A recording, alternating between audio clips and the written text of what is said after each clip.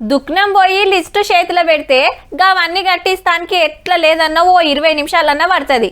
Chicken షాప్లో మంది ఎక్కువ ఉంటే పావు గంటన్నా నిలబడాల్సి వస్తుంది.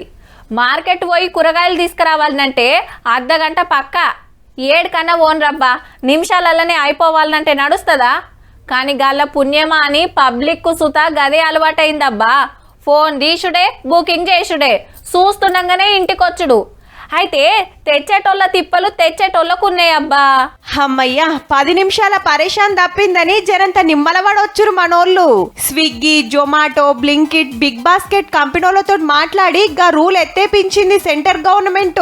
హౌ మరి మస్తు తిప్పలుండే. మీరు ఆర్డర్ పెట్టుడే ఆల్చం 10 నిమిషాల్లో మీ ఇంటికి తెచ్చిస్తామని పబ్లిక్ కు ఆశ పెడితే సప్లై చేసేటోళ్లకు సుక్కలు అగబడ్డాయి. టైం కి అందియాలని ఆత్రమాత్ర మురుకుడు, టక్కర్లు, కాల్చేతులు ఇరుగుడు, పానం చూస్తావుడు ఎన్నో జరిగినాయి. లేట్ అయితే కస్టమర్లు కసిరిచ్చే, కంపెనీలు కమిషన్ కట్ చేసిండ్రు, అవసరమైతే ఐడీలు బ్లాక్ చేసిండ్రు.